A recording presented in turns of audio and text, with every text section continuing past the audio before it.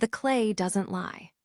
That's what I tell my students on their first night, usually while they're staring at the spinning wheel like it's a small, muddy tornado waiting to devour their hands.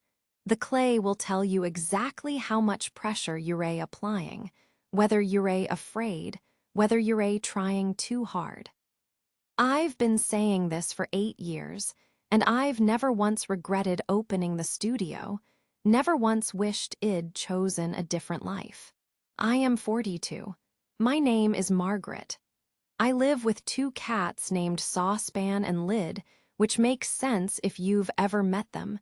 They're inseparable, and together they make a complete thought. I teach 3 evening classes a week. I have a small but loyal core of regular students, and I spend my mornings in the back room throwing pots that I sell at a local gallery for prices that surprise no one more than they surprise me. My sister, Claire, calls my life aggressively peaceful. She says this as a compliment and a veiled concern, depending on her mood. I was not expecting to feel anything at all when Michael signed up for the Wednesday intermediate class. He was tall, with the kind of slouch that comes from trying to make yourself smaller in a world that's already too big. He wore an expensive watch he kept checking, as though time might escape if he didn't monitor it carefully. His hands were soft, the hands of someone who'd worked in an office, pushing numbers around on screens, not touching anything real for decades. My therapist thought this might help, he said when he filled out the registration form.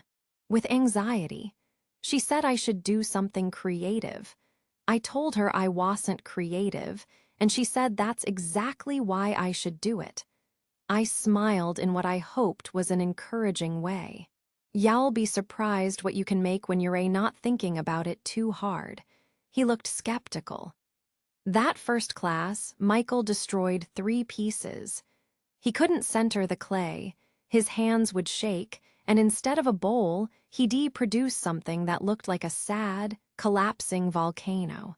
But he came back. Wednesday after Wednesday, he'd arrive right at 6:30, settle himself at one of the wheels, and make something terrible with absolute concentration. The other students got better. Michael's bowls remained crooked, lumpy, genuine disasters, but he kept coming. By week 4, Id noticed he stayed late. After Id turned off the wheel and the others had left, he'd helped me clean up, rinsing tools, wiping down surfaces, asking quiet questions about techniques he didn't understand. We talked about nothing. The weather had been unusually cold. The parking lot was getting worse. Did I think the local coffee place was overpriced? It definitely was. These conversations felt important to me in a way I didn't examine too closely. By week 8, I was thinking about Wednesdays on Mondays. By week 12, I realized Id started arranging my schedule around that class, pushing errands to other days, making sure I had energy, even choosing nicer clothes even though Clay doesn't care how you dress. Michael had a way of making jokes about himself that made me laugh. When his bowl was particularly lopsided, he'd hold it up and say, "I think I've created a new art form. Existential pottery. It expresses the fundamental disorder of the universe." His face was serious, but his eyes were laughing. He had kind eyes, tired eyes, the eyes of someone who'd been disappointed by life and was still trying to figure out what to do about it. One Wednesday in March, while we were packing up the clay and he was telling me about his daughter in Seattle, he mentioned it almost casually. "She wants me to move out there, get a fresh start. There's nothing really keeping me here anymore." I felt something drop inside my chest.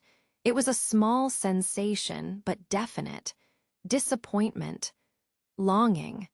The collision of my carefully ordered world with the fact that I had apparently been waiting for something without knowing it. "Are you going to?" I asked, keeping my voice steady. Maybe. I don't know. I am thinking about it. I drove home that night and sat at my kitchen table in the dark while saucepan and lid wound around my legs, confused about the absence of dinner. I realized, with the clarity of someone who's been avoiding a truth, that I had developed feelings for this man. Not friendly feelings, not the comfortable appreciation I had for my other students. Something deeper and more complicated. I was 42 years old. I had built a life that didn't require anyone. I had made peace with solitude. And somehow, in incremental conversations about centering Clay and terrible jokes about his pottery disasters, I had become someone who needed Wednesday to happen. It was terrifying. The following Wednesday, I did something so completely out of character that I had to sit in my car for 5 minutes before I went into the studio, talking myself through it like someone preparing for major surgery. After class, while Michael was washing his hands and the studio was otherwise empty, I asked, "Would you want to get dinner sometime?" Actually dinner, not just coffee, like a date. The words came out worse than I'd rehearsed. Too formal. Too desperate. I could feel the color flooding my face. Michael looked at me with genuine surprise, and then his face did something I'd never seen before. It softened completely. He smiled, and it was tender. "Yeah," he said. "Yeah, I'd like that." We went to a restaurant neither of us had been to before, neutral territory. It was easy, which surprised me. The conversation didn't have the awkward weight of first dates. We already knew how to talk to each other. We just did it across a table with wine now, with the dim light catching his features in ways that made my stomach do small, involuntary somersaults. He told me about his divorce 3 years ago now, about the distance that had grown between him and his daughter over something he didn't elaborate on, about the office job that had been killing him by degrees, and the layoff that was somehow both the worst and best thing that had happened. I told him about starting the studio after my marriage ended, about how I'd realized I was only ever really alone when I was with other people. When he walked me to my car, we stood in that suspended moment, the one where you don't know what comes next. My heart was doing something irregular. He took my hand. His palm was warm, still a little damp from washing up. "I should tell you something," he said quietly. "I thought you knew I am gay." The words took a moment to land.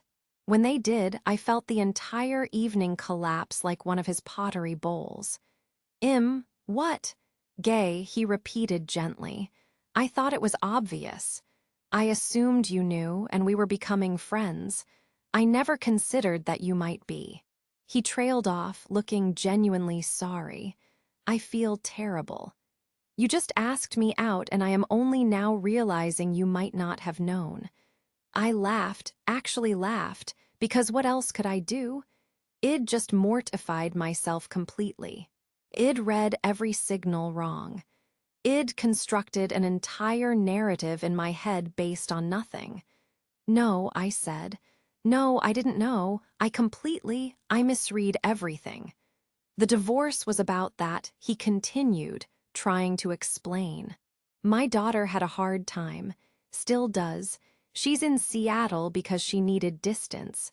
I am dealing with a lot of stuff. But I should have been clearer. I am sorry." I told him it was fine. No problem. I laughed it off with a dismissiveness that felt very much like drowning. We said goodnight awkwardly. He said he'd see me Wednesday, and I said yes, of course, and I drove home in silence, feeling like a woman who tried to step through a door that had never actually been there. The following Wednesday, I almost didn't go to the studio. I considered calling in sick, but that would be cowardly and obvious. So I went, and Michael was there, and the weight of my embarrassment was so heavy I could barely breathe. But he was kind about it. He didn't pretend it hadn't happened, but he treated it gently, the way you'd handle something fragile. We fell back into the rhythm of the class, and slowly, over weeks, something unexpected began to happen. We actually became friends. Not the friends Id imagined. Not the framework Id built in my mind where he became someone else, someone romantic, someone who would fill the quiet spaces in my life with noise and presence. Something better, maybe, something more real. He stopped moving to Seattle. His daughter called more often. They started talking about things they hadn't been able to before. He introduced me to his friends, a small, warm circle of people who welcomed me without question. I introduced him to Claire, who was initially suspicious and then became fiercely protective, which is her way of loving. We got brunch on Sundays. He helped me redesign the studio website. I helped him pick out furniture for his apartment, a small place in the neighborhood that he filled slowly, intentionally, choosing things he actually liked rather than things he thought he should want. He learned to make a bowl that was actually recognizable as a bowl. I started sleeping better, laughing more, feeling less like I was moving through life underwater. A year later, I realized that Michael was the most important relationship in my life. Not as a romantic partner, that ship had never actually sailed, but as a person who saw me, who asked questions not to fill silence, but because he actually wanted to know the answers, who understood that my small, quiet life wasn't a consolation prize or a failure of imagination, but a choice, an intentional way of moving through the world, and who, in turn, let me see him. Not the successful man in the expensive watch, not the divorced father or the recently laid-off executive or any of the identities he tried on like clothes. Just Michael. Flawed, uncertain, trying, building something new. Tonight, we're in the studio. It's a Thursday. We don't have class, but he comes in sometimes in the evenings anyway. He's working on a set of bowls he wants to give to his daughter. They're actually good now. They have a subtle grace to them, a confidence that comes from making the same shape over and over until your hands understand it in their sleep. I am working on a large piece, a vase, something I haven't attempted in years. My hands remember the movements, but I am rusty. The clay is talking back to me in ways that are slightly incoherent. I don't mind. There's something honest about struggling, about not being perfect. Michael is concentrating hard, his face in that particular expression of focus I know so well. The wheel is spinning. The clay is taking shape under his hands. Neither of us is talking, and the silence is full, not empty. It's the kind of silence that only exists between people who don't need to fill space with sound. I think about the moment in the parking lot when I thought my life had ended, when I realized I'd completely misread everything, when I felt the collision of expectation and reality and didn't know how to reconcile them. I was waiting for a story I'd written in my head, a narrative where loneliness got solved, where the quiet of my life was filled with something that looked like love from the outside. What I got instead was something harder to recognize, something that didn't come with passion or grand gestures or the certainty of romantic resolution, just companionship, just seeing and being seen, just the reliable presence of another person who chose to show up again and again. Sometimes love doesn't look anything like you expected it to. Michael glances over at me and smiles, just a small, private thing. I smile back. He returns his attention to his bowl, and I return to my vase. The clay spins. Our hands move, Neither of us is alone. And I think, finally, I understand what I was really waiting for all along.